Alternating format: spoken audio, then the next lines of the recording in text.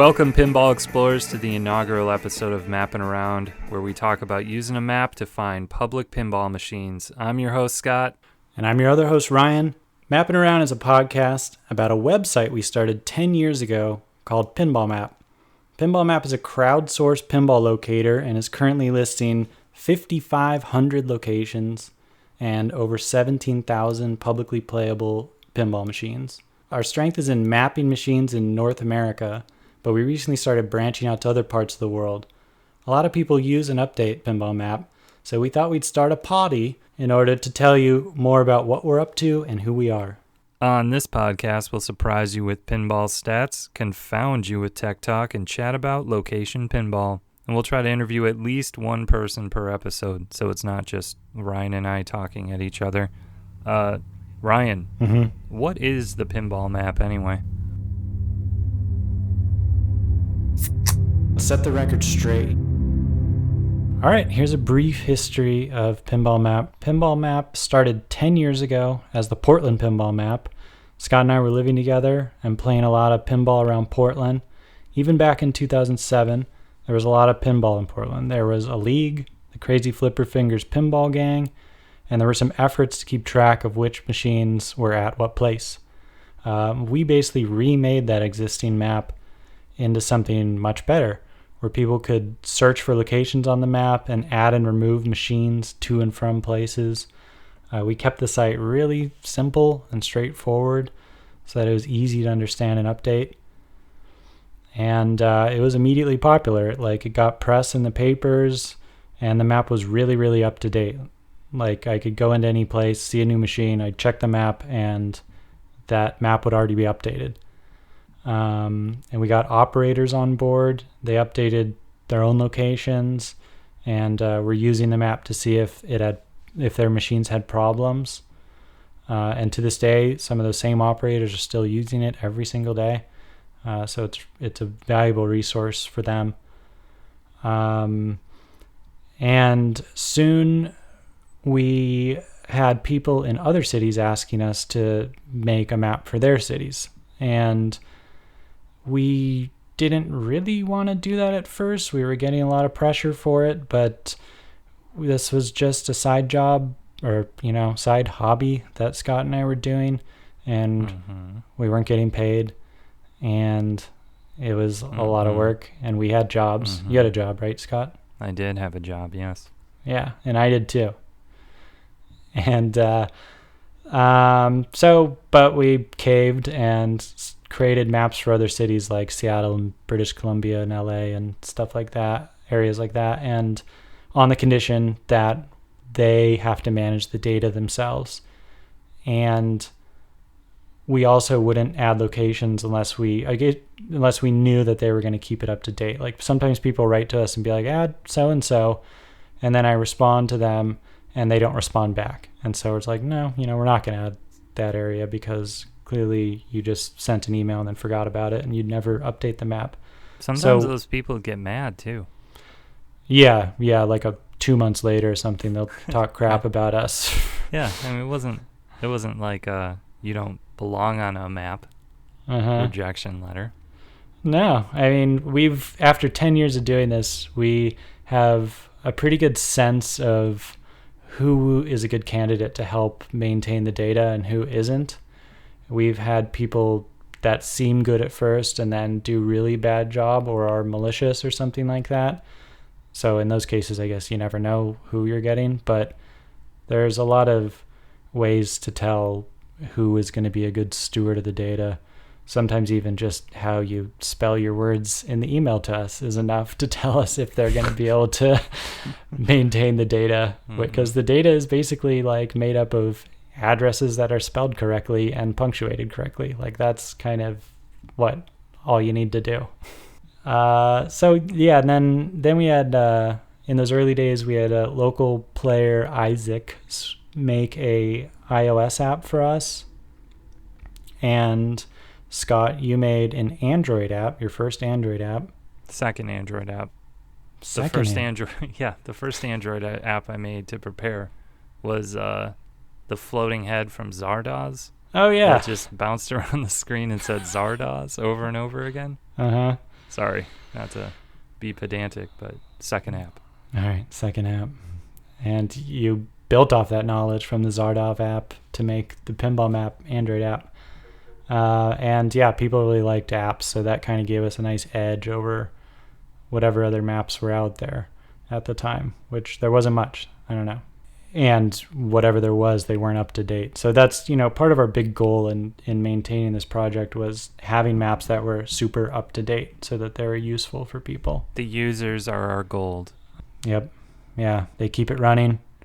We could have a nice, pretty map of the world with no locations on it or some locations in super out of date machines, and it wouldn't be that valuable. So fast forward to now.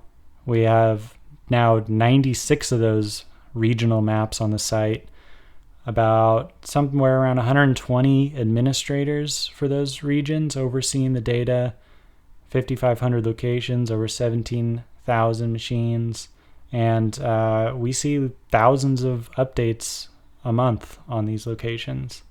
And you and I are continuously working on the site, publishing code every week, at least a couple times a week, continuously since then.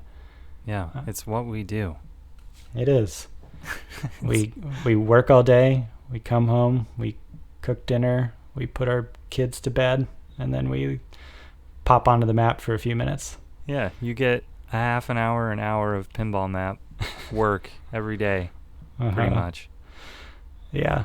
Although for me, since I do a lot of the data management, I could kind of futz around with that at work pretty easily. It's like I do paid work, and then I turn over and add a location, and then I go back to my paid work. So that helps. That helps keep the queue of data management down.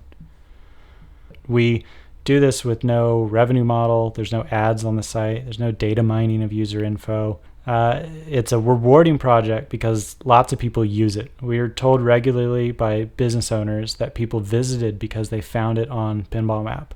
And we're also told regularly that the map is super up to date.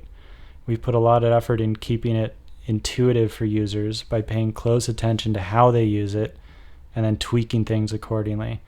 And we have some big plans in the works right now, which we'll get into a bit on this poddy. So that's a brief history of Pinball Map. Thanks, Ryan. Yeah.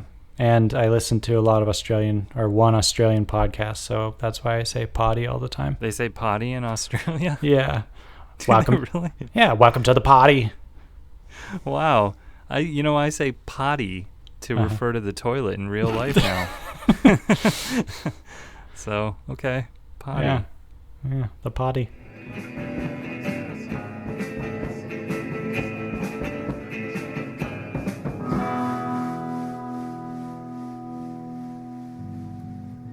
Who would you say you are, Ryan? I'd say I'm Ryan, and I was born in LA. I live in LA now. I'm an urban planner who works on mapping for my full-time job. If I am giving myself a little intro, I'd have to start at the very beginning when I was born, and then I'll skip a lot, but because when I was born, we had a pinball machine, so it's relevant here. But I was born into a house that had Paragon, and so I played that a ton growing up. Fast forward, then I was living in Portland, and we met, and I think I was making websites at the time for universities, but we shared an interest in pinball, and the map for Portland was like a Google map that wasn't searchable, not a lot of people were editing it. So we combined our skills together, and I didn't have many skills, but you were a software engineer, so it ended up working out. My story begins somewhere in the middle of Ryan's story. Pinball wasn't really a thing for me until I met Ryan, and then pinball was a thing. And Ryan and I lived together for a brief period of time. Was that a year? Yeah, I think it was a full year, and then we went our ways. Yeah, good year. Productive year. Is that a cat? Yeah, but I think that's on your side, right? Oh, yeah. That's sassy. I thought it was your chair. Anyway, my story begins with Ryan in Portland. I was not a big pinball guy. I did not have a machine at my house. Played a lot of video games. Pinball was always something that I didn't really attempt because I knew nothing was going to happen with my quarter. I'd probably play Street Fighter for much longer. But then Ryan, showed me that you could go outside in public and play this thing and be at a bar and have something to do with your hands that's not smoking a cigarette, which is pretty cool. And then, you do that and you're not a big party guy, but you want to go places and play pinball, but you don't want to go to every place in town hoping that they have the machine that you want. So how do you do that? You ask the people where the machines are. So that's what we did. We asked the people. So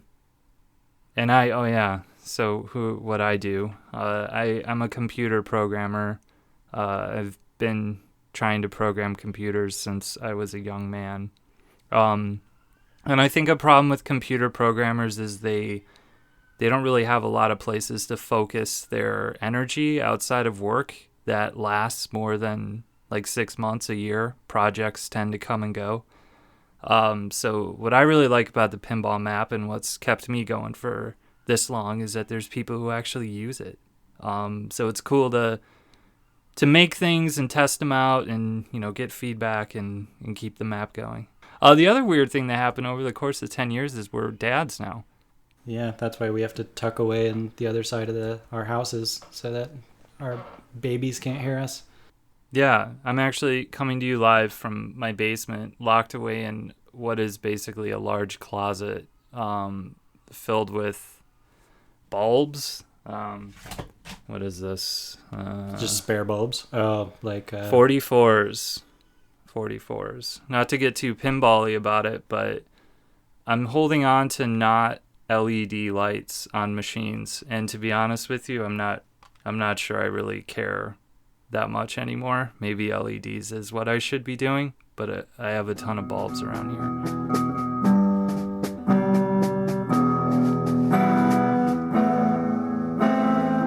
Ryan, would you indulge me to talk for a moment about the back-end technology involved in the pinball map? Mm-hmm. Yeah, go right ahead. Okay. That's where this podcast becomes kind of a mystery to me. It's like, does the listener care about the history of the pinball map? Do they care about public pinball in general? I'm sorry, location pinball in general? Are they interested in the technology behind the pinball map? Or what? So, I don't know. I feel like we should just throw it all out there and see what people actually care about. So, the website itself actually started out as a Perl site. Perl is like kind of a dated, relatively obscure, but not like in a cool way, dynamic programming language. That its claim to fame is that it is very much like natural text, like the way you would talk if you were very terse is kind of the way you would write Perl.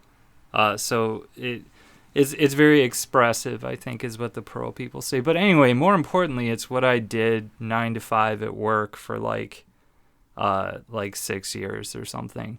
So what an easy way to start a hobby website to actually try to get better at what you do at work all day. So for a long time, the pinball map was probably one of the few Perl websites out there on the internet. I'm sure that'll be offensive to some hardcore Perl people. I apologize. I think Perl's actually totally fine, but it's kind of an odd choice is all I'm trying to say. So we had a Perl backend, which we turned into a Rails backend, Ruby on Rails, which I'll say again, kind of a slightly outdated choice for technology stack, but again, something that I was using at work at the time. So what better way to get better at work than to practice with a project? So Rails shows up. The cool thing about Rails is it brought an API with it. An API for people who aren't keeping up on that, is basically you can think of it like a web browser. Wow. Sorry, my cat's she's trying to break the door down. And that's fine. APIs, basically think of it like a web page without a visual component to it. Like you make a request, which is essentially, you could think of it the same kind of request a web browser would make, and what's returned is text rather than images and things like that. But what the API does is it opens up your website to fuel web application, or to be more of a web application, or to provide data to mobile applications. And that's what we did. So from there, we got our API, and we used that same API to power the website and to provide data to the Android application, which I think did I do the initial one? Yeah. Okay. Did an Android app. And then we had somebody come out of the woodworks and, well, not out of that was Isaac, right? Yeah, that was Isaac. he was in the woodworks pretty firmly, and provide an iOS app, which was great. So at that point we were building up like a little empire of apps. A guy came along later and gave us a Pebble Watch app too. All this stuff because of that was a roller games ramp, by the way. I just smashed into all of these things made possible because of this API. So. Anyway, there's an architecture behind the site, I guess is what I'm trying to say. It's dated, it evolves slowly, but it's ever-changing, and hopefully will continue to change. We have some cool plans for it in the near future, which we'll get into in this and future episodes, I'm sure. Yeah, and I'd say like one fun little fact is that, let me bring up the GitHub page where we store publicly all our code for the site, and in the years we've been using GitHub, we've committed 3,177 commits of code, so that many updates basically to the site. And this isn't for the full 10 years, because before we were using what was that, SVN something? Yeah, Subversion. Yeah, cool. And we probably update the code on the site at least once a week. And, sometimes those are pretty minuscule little updates, like change the text on this page or change this color or whatever, like some like little front end things. But not always. I think pretty often we have nice little code updates that, we don't publicize them, I guess, because they're just little things, and you'd have to be looking at our GitHub page to see what's actually being committed. And I'm sure most people don't care, but sometimes they are cool features that are based on getting people's feedback on how they use the site, observing how people use the site, and then us, having our list. Right now we have 49 issues on the site, on the GitHub page, and issues could be bugs or they can be feature requests. So we're constantly working on the site. And for us, it's just, a hobby that we do after we get off work and after the kids are asleep. Yeah, it's kind of, I don't know. It's weird to talk about that too much, but it is kind of, I think it's a little unusual 10 years on for something like this to still get the amount of attention it does. Given, that it actually costs money to run the site. But, I guess by talking about it, you kind of eliminate goodwill that you might have had for doing it. So I won't talk about it for too much. But, man, I don't know. I'm impressed. That's a lot of commits. Maybe by the 4,000th commit, we'll have everything exactly right, and it'll just run on its own for the next 15 years.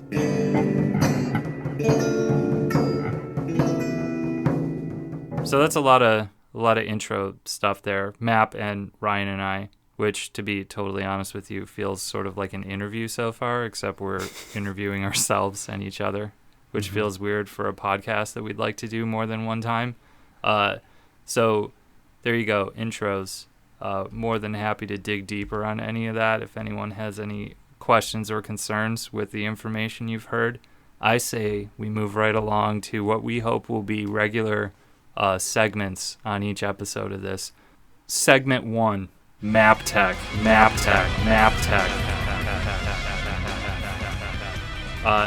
This segment is for what's coming up with the technology stack, maybe philosophically or in practice, like directions that the map's going to take. So this week's Map Tech, we got 2 big ones. First one is regionless. I'm hoping people have noticed this, but maybe the next step for regionless is for us to make it the actual face of the pinball map. But we made a regionless map. What is a regionless map, Ryan? Well, when we started expanding outside of Portland, we just made each other city like a separate map. And so the data was siloed on its own. It was, the Seattle map, the Portland map, the New York City map. The problem then was that people travel and they complain, I hate switching between New York and New Hampshire or something like that, or the boundaries of these regions would be sort of vague. So we integrated them all into one giant map, which right now we're just calling regionless because we were calling those maps regions, and now this is the regionless map. And then with that, we also added support for locations that aren't in any region, like a location in Montana, which we don't have an existing region for Montana. We have it right now only on the website. It's pinballmap.com/regionless. And there's, a link in the header for it. It's in beta mode right now, so we don't consider it done. 2 things about the regionless map. Maybe we don't get into it now. I feel like our niche, bread and butter, some other metaphor for the pinball map versus other maps was always the regions. And because of the regions, you had people in the regions who knew the locations. So you didn't have a pinball map where there's one machine sitting out in the middle of nowhere and it was hard to tell whether that location still existed or if the machines there were still around because they hadn't been updated for so long. We were a curated website, right? Like local experts making sure that the data is up to date. So going regionless is kind of a pivot there. And I don't know that we get into it here. Maybe we talk about it in a different segment, different episode. But there are ways that we would like to mitigate that. So even though we're opening it up to the entire world at this point, you can add a location anywhere and it will show up on the map. We still have some degree of oversight to make sure that it's a real place and the machines are going to be there in 2 weeks. Yeah. Fair? Yeah, totally fair. And yeah, this is something we talked about for years before we actually did it because we just didn't want to. We didn't want it to have like a negative impact on the quality of the data. Yeah, I mean, not to be like regional about this, but there's part of me that was just kind of always wanting to keep it a Portland pinball map, just because then you don't have to worry about the data. We know that it's good because those were places that we would visit with some regularity. So the bigger it gets, the more likely that the data can be problematic. But like I said, we have technology ways to try to address that. We'll get into that at some point. The other big news, and I think regionless is pretty big, but this is probably bigger. I mentioned earlier we have this website with an API, and because we have an API, we can build applications that talk to the API.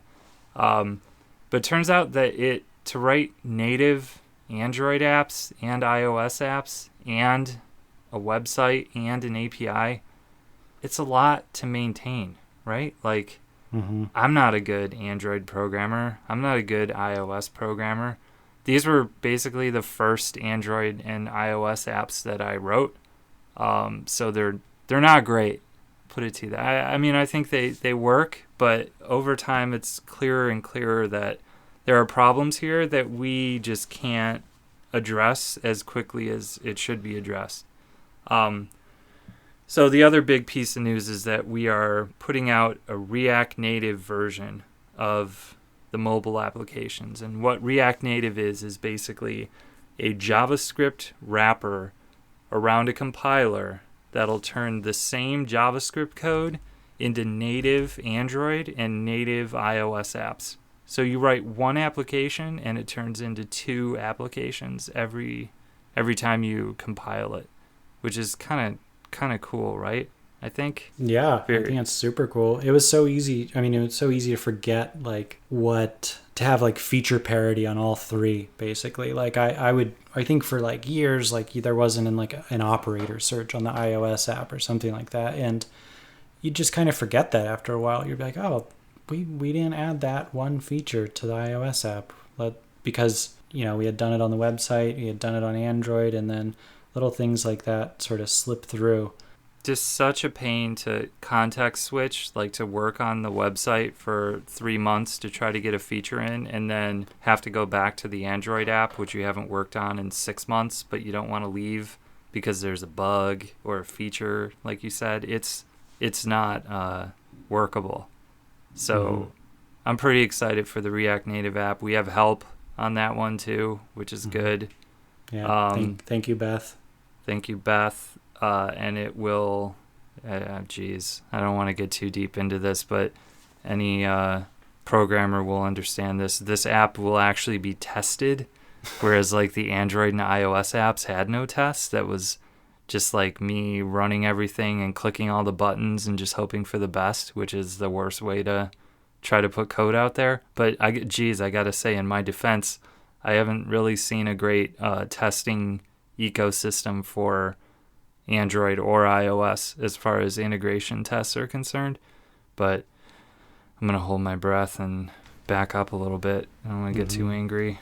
That's kind of like a fun fact about the Pinball Map website, that I don't know if you have like a number for how many tests there are, but there's like hundreds of tests, and you just run it and it basically clicks on everything and does everything and tells you when things are failing. And so every time we do an update, we run the test, and it's a really great way to know if an update you made just like broke some other random thing, which totally happens. Yeah, geez, maybe at some point in the future we should spend 15 minutes just talking about testing, because it's so awesome. And I feel like maybe that's how these projects start off really well and then disappear. Because if you don't have that testing foundation for your code, it's hard to tell. It's hard to make big changes, I guess, and have any kind of confidence that your whole application still does what you want it to do. So I'll get off that soapbox, but I want to talk more about that later.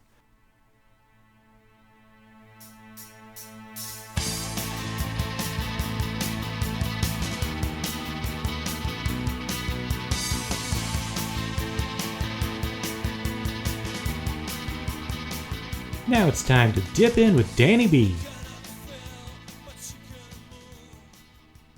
All right, I just dipped down to Danny B's crib to hear what he's got to say.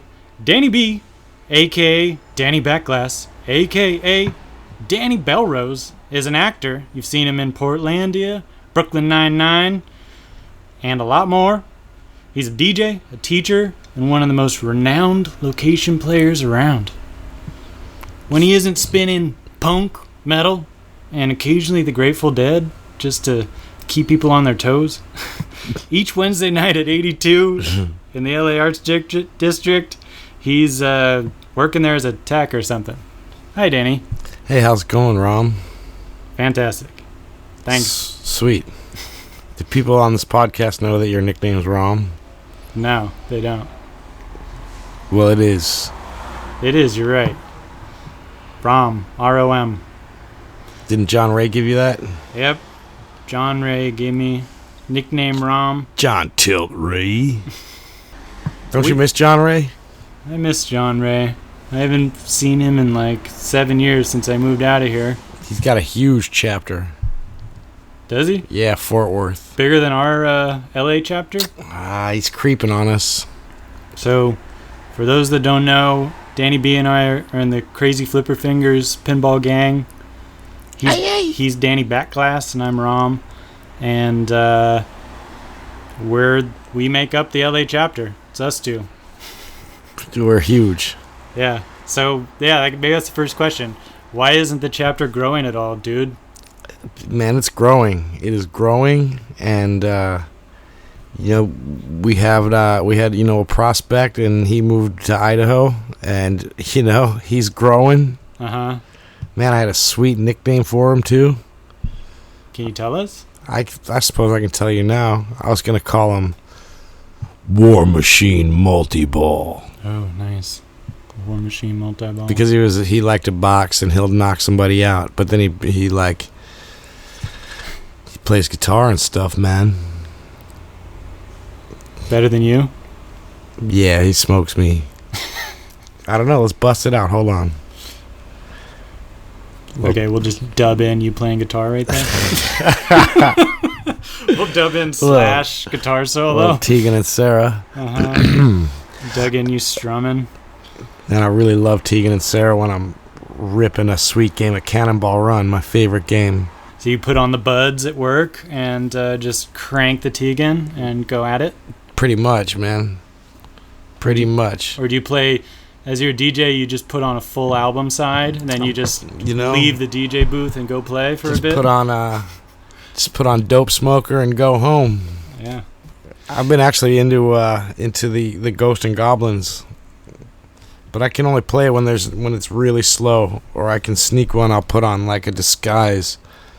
I put on a different hat, like a White Sox hat instead of a St. Louis hat. Yeah. That leads up to a question that I have, or a comment or something. You don't wear a uniform at your work, and you just look like a cool guy cruising around at 82. And sometimes people have trouble like starting a game. They don't know what button to push to start a pinball game. And then you sidle up next to them and you give them a tip, and they turn and look at you. And what are some of the reactions you get sometimes? I get a lot of great reactions actually. You throw a little alcohol in on the mix too. Yeah. Some people want to get aggressive. Because that's an aggressive move, right? Like, for some reason, people in Los Angeles in particular, and I don't know if this is true of any other people who work in arcades. I keep hitting the bill of my hat on the mic. Can you hear that? It's going like a kaplunk.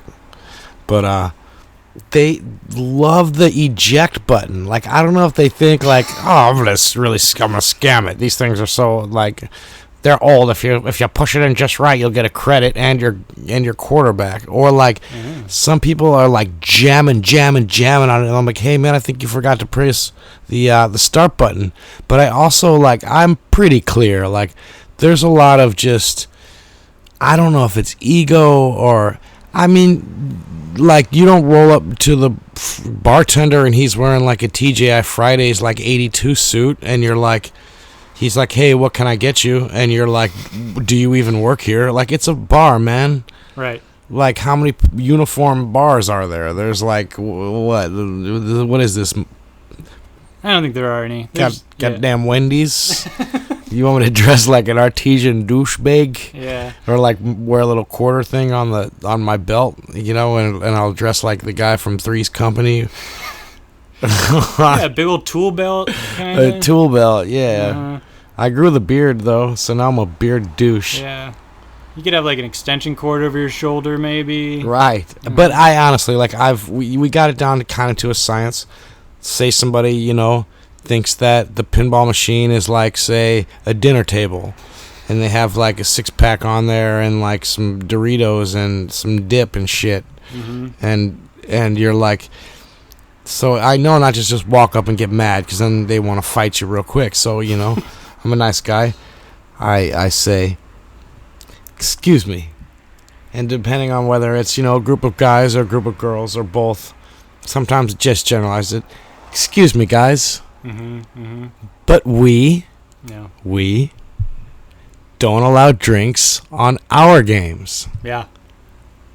And from there, there's cup holders. Yeah. Drinks holders. There's drink holders. Yeah. There's tables behind on you. the side, and tables on the sides of all the video games. Yeah. And then they're like, "What happened?" Well, you see, we don't allow drinks on our games. There's drink holders on the sides. Do they say, who's we? Do you even work here? Bitch, why would I give a flying fuck about this game? What kind of people is this? Why would I give a damn about this game? This pinball machine on Alameda. If I didn't work here, why would I give a flying two rips about you? Man. And then what do they say? Of course I work here. Now, why are you like trying to stick your wiener in the star? Can I curse? Yeah, you can curse. Why are you trying to stick your dick in my eject button? You hear where I'm coming from? Yeah. It's whack, Rom. Uh-huh. There's a start button. It says start in bright letters, so usually blinking. Right there. They will hit every other button. They hit the coin release 20 Man. times. Is there anything you'd tell Stern or Jersey Jack or whoever, Spooky, that they could make that button a little like easier to push? Should it just be like a dinner plate?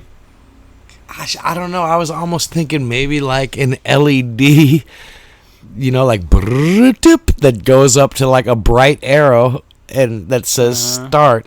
And also, the top button and the eject buttons. Oh yeah, those little. They kind of buttons on confuse top. people a little bit. I like them personally, but Those people confuse are me. idiots with them.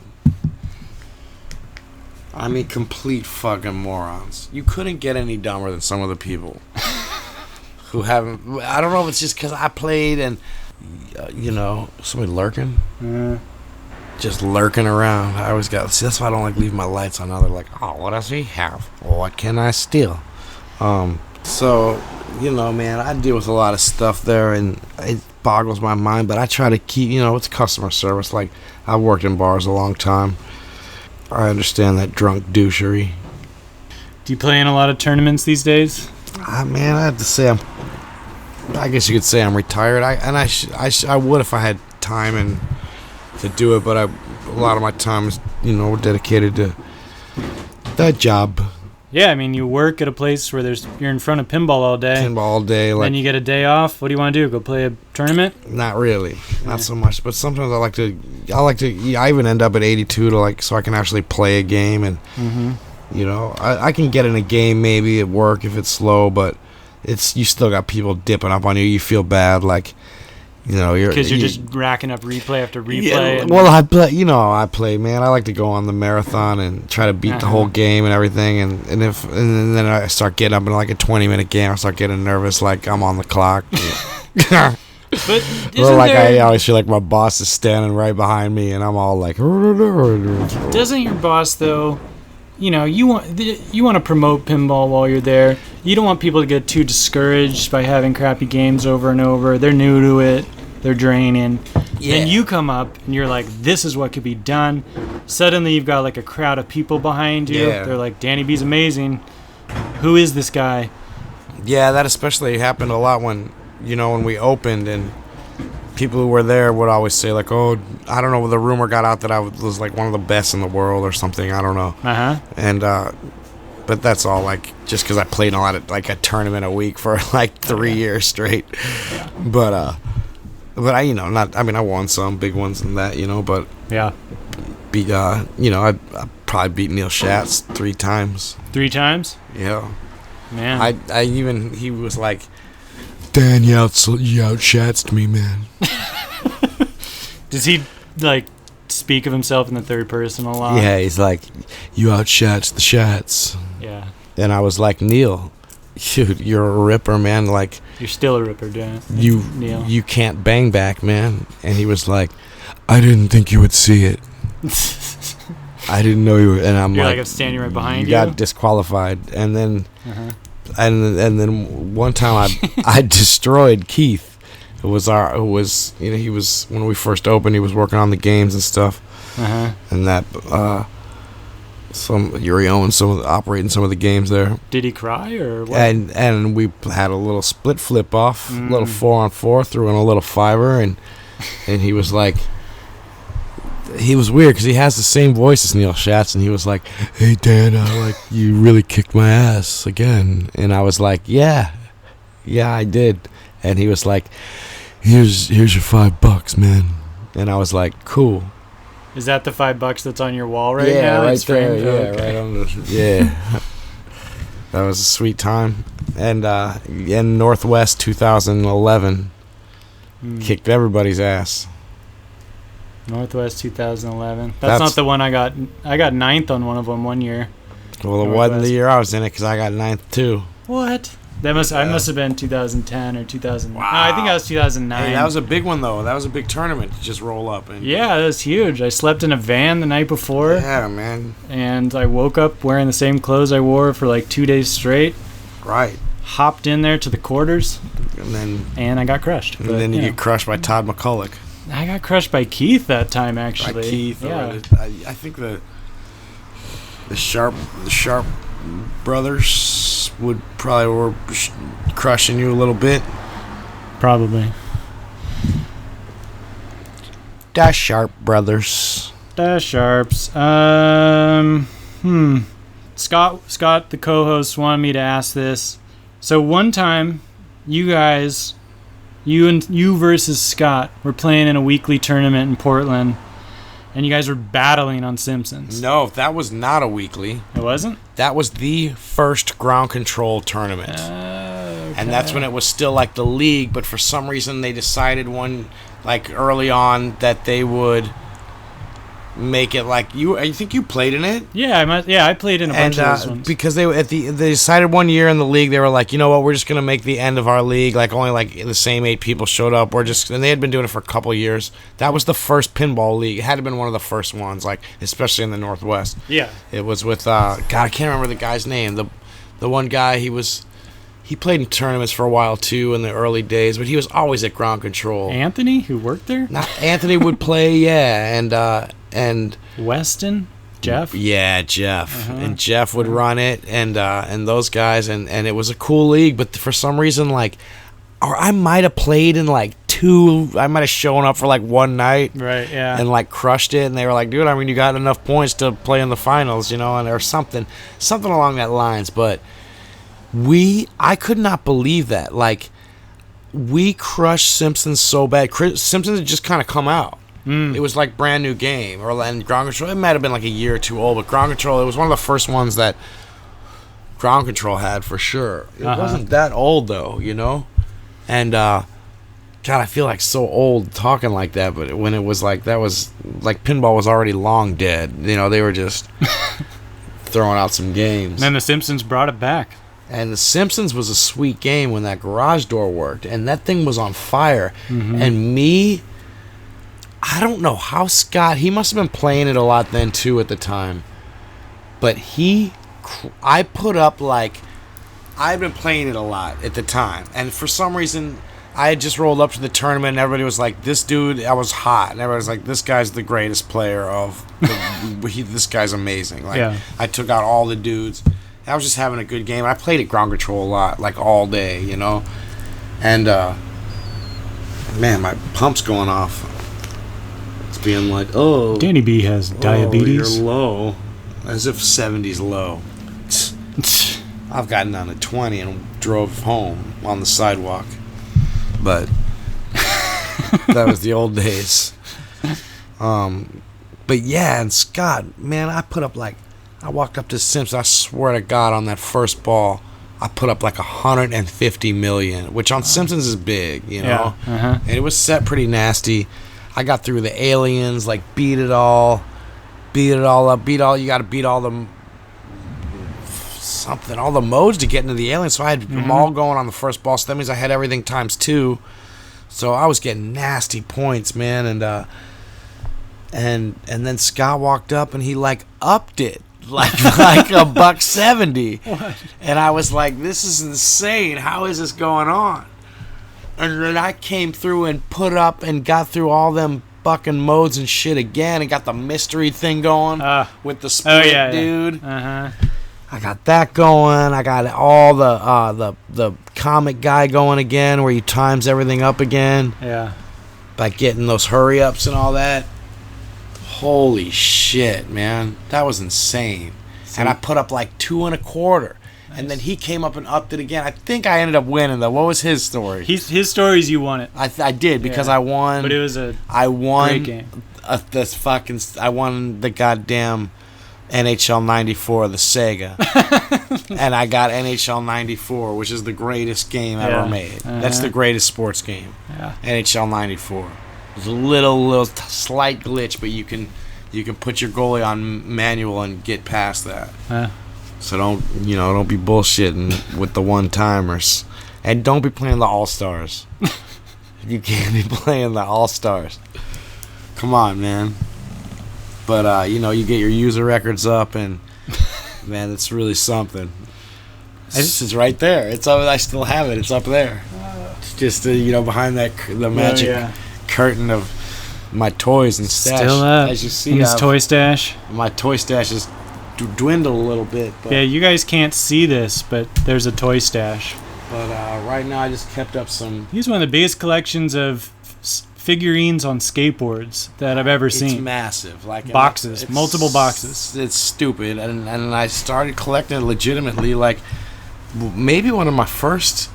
some of my first early ganking. And I remember my granny and my grandpa had a little toy closet, and I was just old enough that I was like, I gotta gank that Cookie Monster, man. It's on a skateboard. And I finally looked at that thing for years. Then one year, I finally ganked it. I must have been in 6th grade. From your grandpa? Yeah, and then Hardee's was putting out them California raisins, so I kept going and getting them on skateboards. And man, I'm a weird dude, man. But I do have the full collection of the smash ups that got taken off the shelves. Right, I had I think almost all those. You have them all in. Wait, are they in package? Yeah, still packaged. We have them in package. I used to have them, and they're so sweet.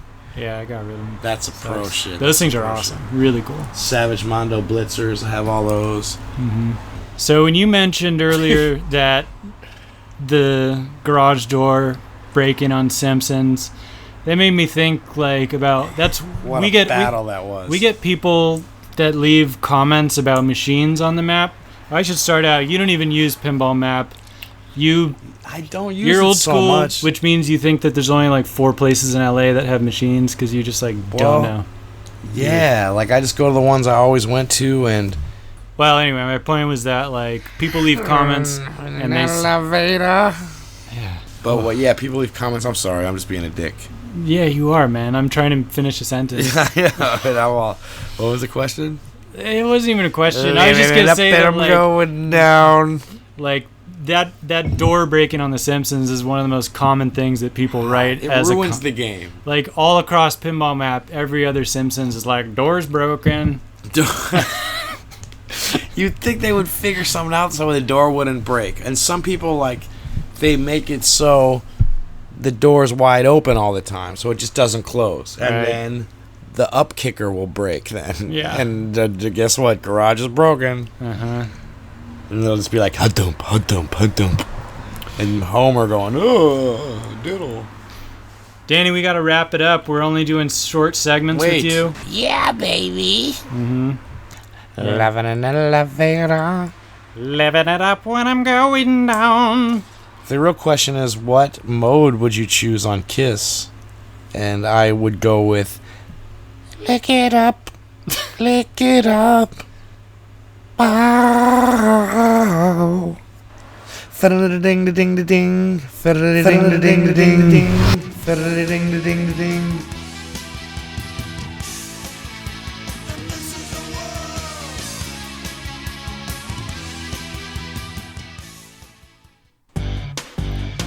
Guy, maps, guy, usernames, maps, usernames of the month. So I have noticed I don't know that we have hard numbers on this, but as we've made these changes, added regions, added the applications, blah blah blah, Oh, and like a year or so ago, I'm not good with time. We actually added a user system, because we had some violators of data. I don't know how you want to phrase that, but some people who were not good stewards of the data. Mm-hmm. And since adding that, I think there's what, like 4,000 people that use. Yeah, 4,800 people that have signed up.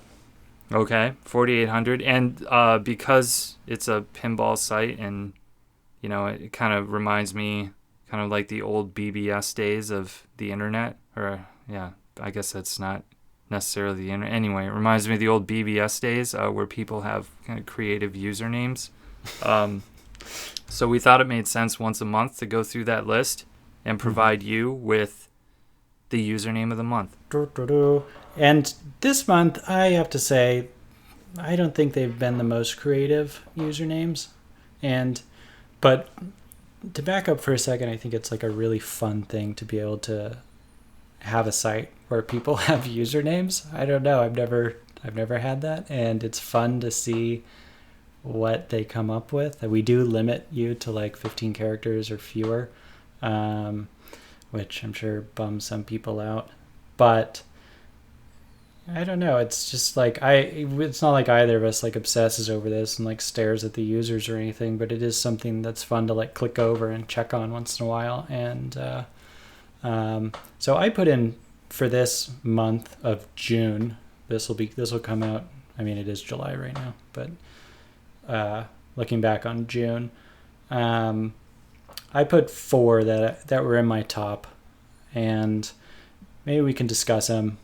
See what you think is the best. We can maybe come to an agreement about which one of these 4 will earn the title of username of the month. No, I'm into it. Yeah, let's do it. And this first one probably isn't gonna win it, but I liked it because it's Immolation Fan. And Scott, do you know what immolation is? I do. I mean, I know self-immolation is when you light yourself on fire. So I imagine immolation is being on fire? Yeah, but I'm going to guess that this is a reference to the death metal band from New York, Immolation. And that this person is a fan of that band. Okay, I got it. Immolation fan. So either they're a fan of this band or they're a fan of something being on fire. I don't really know what immolation means, I guess. Yeah, I definitely hear of like self-immolation, and that's obviously when yourself is on fire, but I never hear people refer to other things being immolated. Yeah, like, that's ashes now because of immolation. No. You don't say that. Yeah. Okay, all right, I feel like that's a strong entry. What else you got? Next up, this, I just like this, thought it was funny because it's a Simpsons reference. It's donuts. And I know I didn't sound like Homer right there, but what jumps out at me about donuts is I feel like you're going to have trouble entering this username over and over again because you're going to have to remember how many M's that you needed to put in there. But I think with our app, I would be shocked if people ever do this more than once, right? Like you put your username in, you probably never have to do it again. Yeah, I don't think you got to log out. I mean, so it's 4 M's in this case, in case anyone was wondering. Okay. And so the other thing about that one is I could come in with donuts with 5 M's or donuts with 3 M's. Yeah. I guess I'm more concerned about this username than impressed. Someone could be pretending to be donuts and making bad comments about machines or something. Yeah. Yeah. Yeah. Okay. All right. So next one. Two more. Now we're on number 3. Number 3, I just thought this was a funny one. It's Sad Squatch. That's pretty good. Yeah, it's like Sasquatch, but just a sad Sasquatch. Sad Squatch. Sad Squatch. Okay.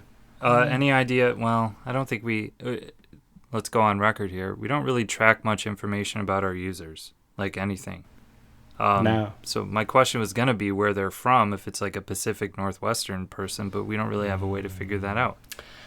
No, I mean, you could do like some investigation into what locations they've edited, if they have edited any locations. And, usually people are based in one region and editing locations in one region. So you can see that they're in Vancouver, Washington or something like that. And, yeah, so you can kind of narrow it down that way. Okay. Last one. Name number 4 has been removed from the record. All right, great. I'm prepared to rule on. I mean, I have a vote of which one I like the most. All right, me too. What do you say it on 3? Okay. 1, 2, 3. Sad Immolation Squatch. fan. Oh, wow. Sad Squatch. Okay. I liked Immolation fan because it feels very literal. This person sat down and they're like, they either really like this band and just threw the word fan at the end, or they like things being on fire, which I also would find funny. Not because it's so literal. Yeah, and it's also like, this is a pinball site, and a lot of people's usernames are like Pinball John, or their initials that are Wizard something or other, and so they're oftentimes like the identity they choose on this site is their pinball identity, and this person is like, no, my identity here is that I'm a death metal fan, or that I like seeing things on fire. So what edged out that for you with Sad Squatch? I don't really know. I think part of it was I just thought that's what you would choose, and I wanted to like be in sync with Sad Squatch. We'd say the same thing at the same time, which would have sounded cool. Instead, we said different things, and it's just like, oh man. And it wasn't really at the same time either. Yeah. Well, we could just we'll sync that up in post, so it just is like right on top. Yeah. I feel like you, because, and we'll, I'm sure, get into this at some point, but Ryan is the, I don't know how to describe this, like the oil that keeps the pinball map engine running with any degree of consistency. If you've ever written the pinball map, or you've ever had a question, or ever had any kind of interaction at all, Ryan is the one that helped you. Because I'm just the guy who types computer program stuff. Because of that, I feel like you're a lot closer to the user data than I am. I'm a little surprised, although I'm talking myself out of this, but do most people put their initials? Like, are most usernames what they would be if they put up a high score on World Cup soccer? No, most are not that. But I would say, looking at the usernames, and there's 20 to a page that I'm looking at, and only 3 could potentially be initials there. So 17 aren't. Gotcha. We got Robert Hamburger. We got Time Lord Warner. These are just not initials. I like Robert Hamburger. You must not have signed up in June. That's July, so maybe that'll come back up in the next episode. Okay. Great. Welcome to Shoot the Lock. The lock is lit, and Scott just needs to aim truly and hit it. To hit it, he needs to guess some map statistics. In this episode, the stats are based around map edits and stuff. Is the data languishing in decay, or is it active and up to date? Find out now on Shoot the Lock. Good luck, Scott. Yeah, I'm kind of excited and a little nervous because I feel like my stats mostly come from you. So I'm going to expose myself as not really having much context for what these numbers should be. So let's do it. I'll follow my heart. Yeah, just follow your heart. All right, so how many machine condition comments were left in the month of June? Machine condition comments, month of June. Machine condition comments, month of June. I will guess the map. Do you want to know There's first how? You're looking at how many machines there are total. No, I'm looking at the levels of the microphone right now. I'm not cheating or looking anything up. I'm pensively stroking my not beard. I guess that's just a chin. Mm-hmm. Trying to think, and I'm trying to reason it out. There's like 60 something regions, correct? No, there's 96. Oh, okay. There's 96 regions. Some are active, some are not. Plus now there's the entire month. Region list locations too. Region so you got another, I don't have that stat right now, but there's 50 or 60 region list locations right now. And region list was added in June, correct? And that means Japan showed up, which was pretty big. Well, Japan, all right. yeah, Japan started out as region lists, and then the guy that was adding the locations there decided he wanted to have a Japan region.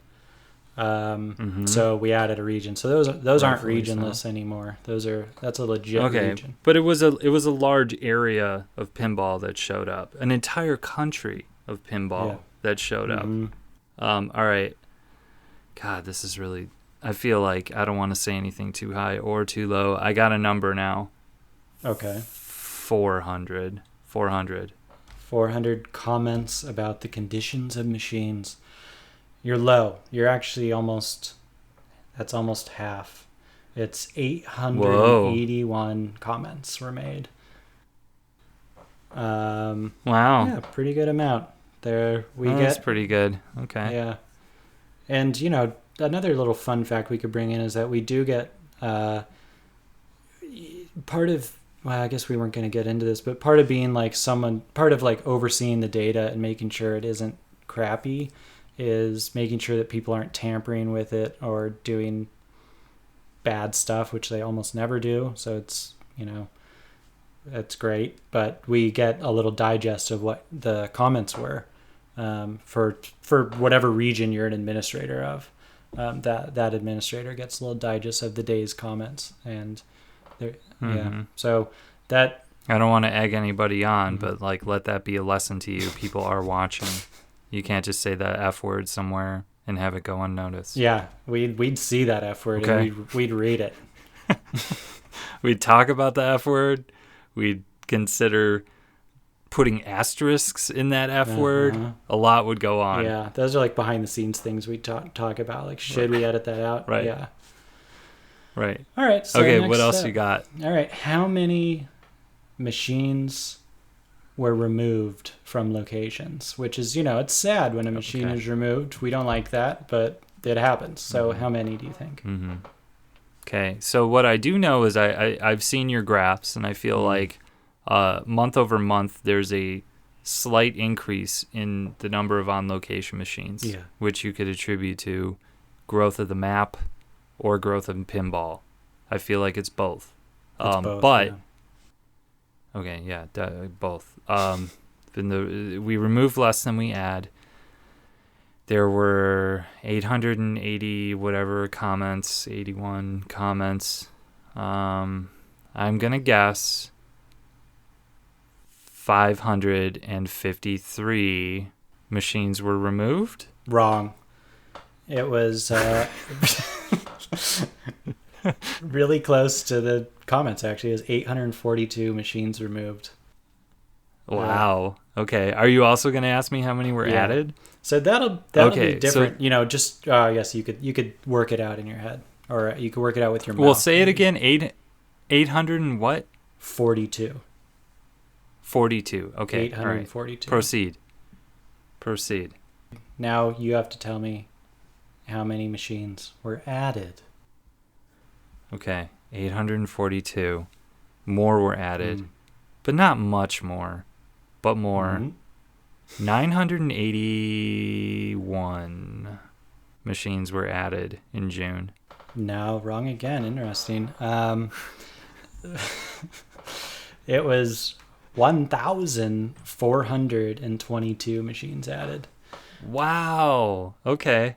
Yeah, so that's a lot more. Yeah, net positive, definitely. And, I guess 255 of those were in Japan.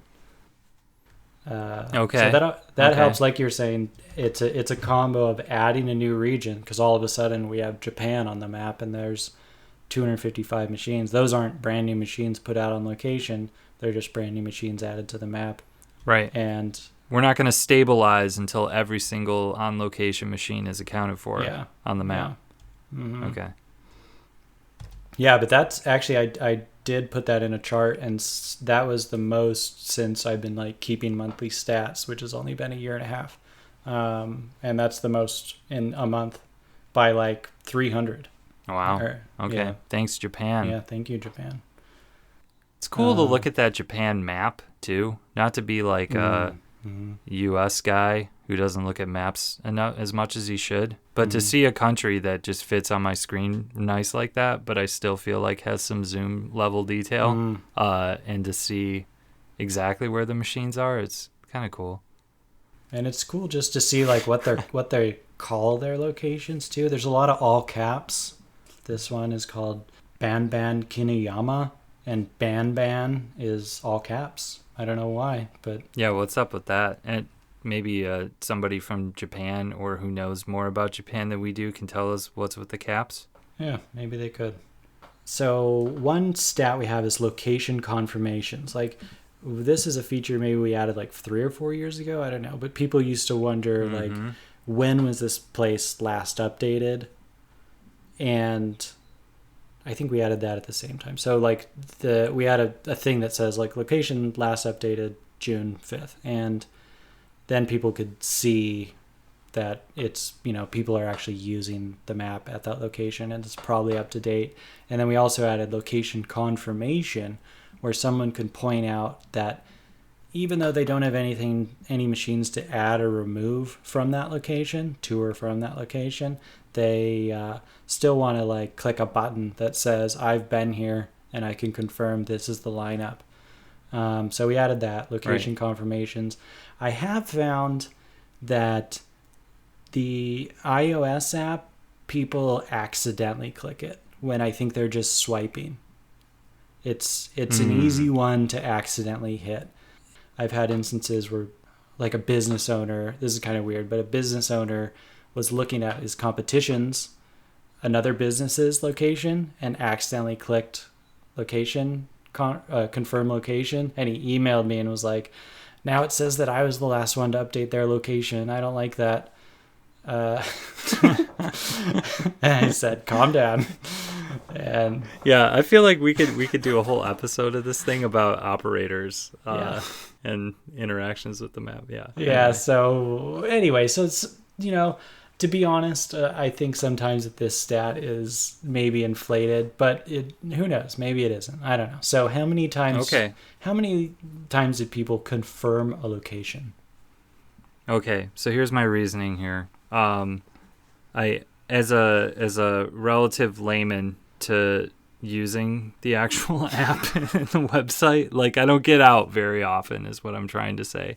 I will say I feel like this is a really great feature, and I feel like the average person isn't going to pick out their phone and hit that button as quickly as they can. And I wish they would. I feel like this is a super useful thing to be able to just say, yeah, it's the same. It's all still there. Because if nobody did that and the location didn't update the lineup very often, it would look old and people would be questioning it.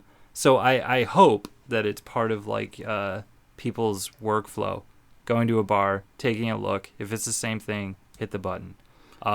Yeah, now that you mention it. And you're saying... Yeah, I don't do that when I go to a place. I should. Yeah. No, I don't either. Yeah. And I should. But here's my thought process here. You said it's potentially an inflated number. Makes me wonder if it's a high number.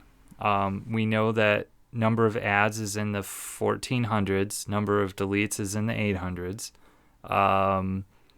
So that makes me feel like there's at least 1,400 moments where somebody was in a bar with the app open, or I'm sorry, in a location with the app open, interacting with the website. Oh man, and then there's, there's comments. There's like 800 and something comments. So I feel like this number should be very high. But I also think it's not going to be very high because people don't think to do that. So I'm going to go 512. Wow, that was really close, actually. Nice. I thought you were going to go somewhere in the stratosphere with that. But no, it was 470. Okay. Yeah. Okay. Yeah. Yeah. In the ballpark. Yeah. I mean, it's like the gut. I mean, by the numbers, it should be pretty high, but I just don't think it's something people think to do. And we should all do it. Yeah, we should. We'll see next month if people listen to this. Really lobbying for that feature. Yeah, it's a fantastic feature. Yeah. So I got some more stats. How many we allow people to add scores. This is a feature that we added right at the beginning. Didn't really do much with. It's just it's just a form. They can input a score in. We didn't really emphasize it too much. It's not one of our strengths. There is another app that we are integrated with called Pindigo that manages scores. Our data is Pindigo. Yeah. So we don't have a lot of scores. So how many scores do we have, Scott? Scores. Yeah. We can get into this at some other point, but I feel like our core user base is, well, no, now I'm going back and forth. I was saying we have less of the, I have 7 machines at home people and more of the I just want to go play pinball people. But I feel like the I just want to go play pinball people are just as likely to get a good score and be excited and want to put it in there than the, I know how to game theater of magic people. Yeah. Oh boy. I'm gonna go low. I'm gonna say 314. I think you should have gone lower. It's only 66 scores. 66. Yeah, it makes me think, I don't know. Do we even need to have that? Part of me, when we put scores in, as like the pedantic nerd part of me was like, yeah, people can just put whatever they want. So what is this feature? I can just put, I got, 100 trillion points. I almost didn't want to add it unless there was some sort of like, take a picture of your score and we write software that parses that image to actually pull your score out. So how would you do that if there's like a 4-player game? And I guess you'd have to just only have your score in the picture. Yeah, that's why this didn't happen. There's just so many questions. I'm sure there's maybe Pindigo does this, or I don't know. But there's only so many fonts that they actually use in pinball, right? So it seems like that would make it easier. And then, that thing where you cash a check using your phone, and they kind of force you to have it in a little box and all that stuff? Maybe we do something like that. Yeah. Anyway, that's disappointing. Yeah, I spent some portion of my life adding that feature, and nobody cares. So, well. No. Yeah. Sorry. All right. Well, this one is a more heartening stat. How many locations were suggested? And so these are places that aren't on the map yet, and people want them to be on the map. What do you think? Okay. I mean, and this doesn't include, say, like Japan. They added 50 locations, 55. Those, or 62, 62. And those are, those weren't suggested through this suggestion form. So these are, right. Yeah, so these ones are only for people that use the form to say, add John's bar. Okay. My thought process here, going back to what I said earlier about Ryan being the oil that keeps the website actually going. When we receive these suggestions, we get an email about them, and I look at those emails and then delete them. And Ryan, and our admins, we have some very, very good admins. Excellent admins, and we also have Ryan, who is an admin himself for many regions. Yeah. Anyway, I'm just trying to say I get the emails. Ryan does something with them, as do our admins. So every day I do a select all and a delete. I'd say it's about a full Gmail screen of select all, but maybe I don't look every day. That would be about 50. We'll say every other day. So I'll say 20 a day, 30 days in a month. I'm going to guess 60. Based on region lists, I think June was probably bigger. So I'm going to guess 114. Pretty close-ish. 145. Okay. So it was, Feel yeah, good and about that's that. yeah. So they're streaming in a few a day. So 145. This is a tangent, but I do feel like we need to get region lists out of beta and have that be the first thing you see when you hit the website. Plus, it's just kind of a cooler experience for first timer, you know? Yeah, I think it is. In one of the commits that I have pending right now, it adds like more descriptive text at the beginning for the homepage that talks about region lists very briefly and has an extra link to it. I mean, there's a link in the header, but I'm sure people are going to miss that. So this is one other little nudge toward it. But yeah, obviously we should probably just have it on the homepage. Okay, we'll work on that. Anything else? One more stat. So we also get... Okay, good. Yeah. This is fun. How many, like... So people contact us. They write to us and...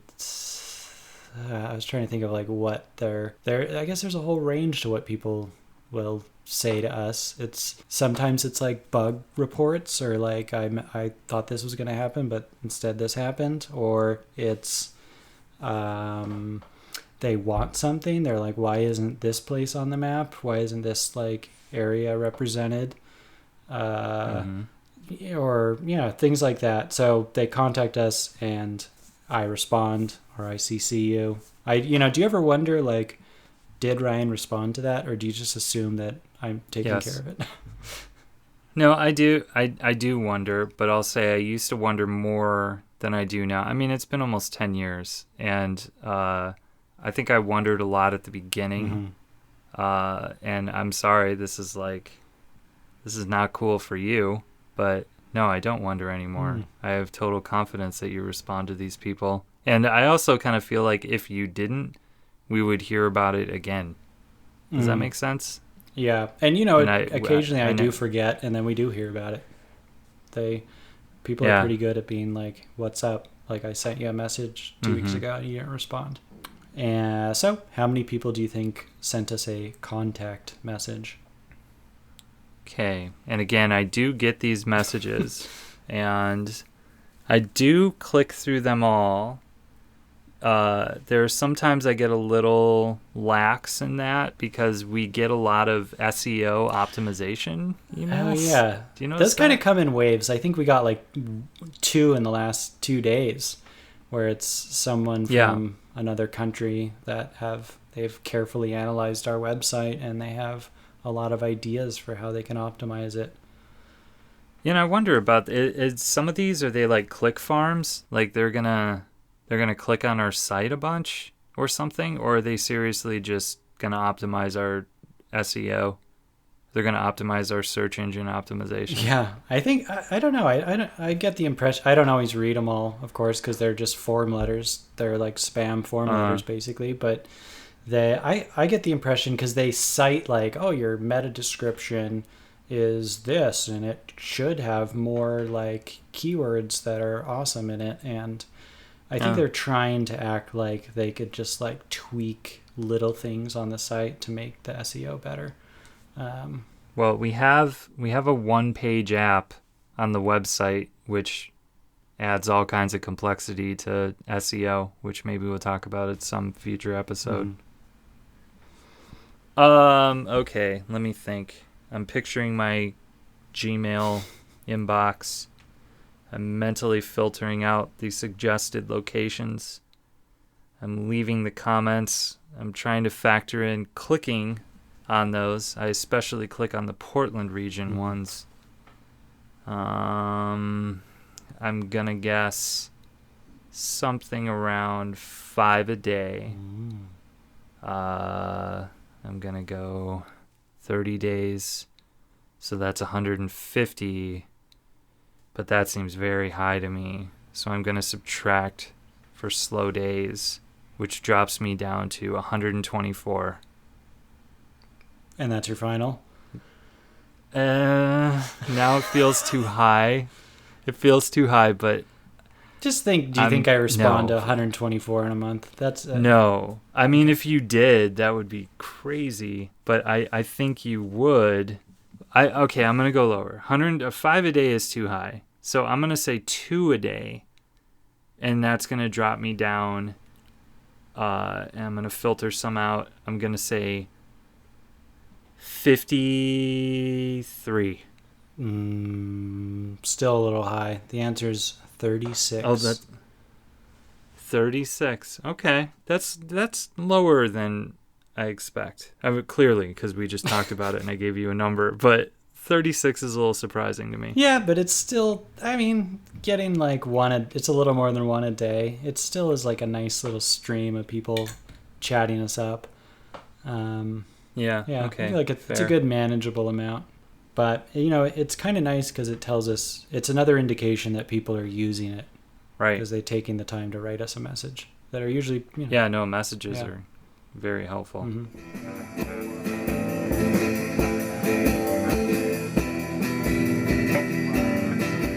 I think we got one more segment.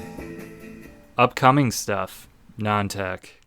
A segment to briefly talk about what's coming up with the map outside of a code context, which is what we usually talk about. There's a lot of code, a lot of data, maintenance of data, etc., that goes through the map. But there's some stuff that happens in the real world too, and that's what we go over here.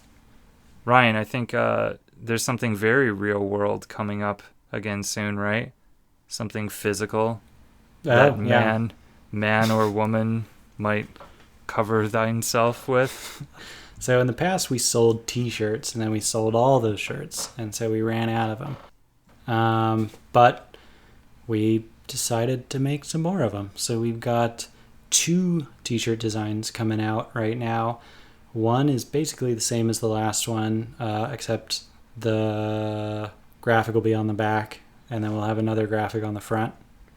And then the other one, the other one will be a surprise, but it's kind of a throwback graphic that we have in the bank, and it'll be a cool shirt. They're being made somewhere in downtown LA right now, and maybe by the time this comes out, they'll be done, and we'll have them on pinballmap.com/store, and you can buy one. Cool. Any excess money that comes out of those go into our overhead costs for the site, since the site costs money for us to run. And so it's helpful for us if you want a shirt and you want to support us to get a shirt, and it'll keep those databases keep them tabling. Yeah. Man, I feel like as we're doing this podcast, it's like a brainstorming session, because I would like to go into excruciating detail about the costs of keeping the Pinball Map site up. Not in a complaining way, just from a...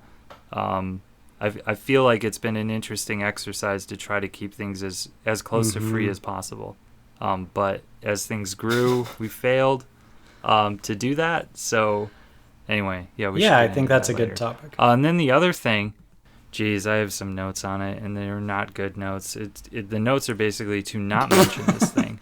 So I guess so this is me being like teasing information, which is silly because it implies people being on the edge of their seats. But we do have a development in the site, which I think is in the works right now. We've had some meetings about it with a pinball company. I think we can say that. There's a pinball company that we've been talking with about doing some work with them, some more work than we've done in the past. Now you're doing great. That's it's cryptic enough. Yeah. Okay, great. So hopefully we'll be able to talk about that soon. It's kind of exciting for us, working on this project to be more directly involved with the larger pinball community. So stay tuned. Super cool. So that's a podcast about the pinball map and the things that we do with that pinball map. Hopefully something in here resonates with somebody. We're going to try to keep it up just because there's been times over the years where we're like, oh, that's a pretty decent story. Like we have a blog, which isn't crazy updated, but is updated well. And we thought, well, now maybe we'll have a podcast that we try to do once a month. Catch all and that. I think we're not super great at disseminating news to people, in part because I would attribute it to not being on Facebook. I feel like that's kind of where most people get their news, and we're just not on there. If people talk about us on there, we have no idea. Sorry. And so we got a blog that probably not that many people read, but it has some cool updates to it. blog.pinballmap.com, and then like Twitter will post updates, basically places that people can easily miss. And I think having a podcast is another effort to give people another like medium to tune in on. Definitely. And thank you all users for your continual participation in the pinball map community. And let's give an off-the-cuff attempt at podcast catchphrase. Thanks for listening, and keep mapping around. Bye, everyone. Bye. Bye.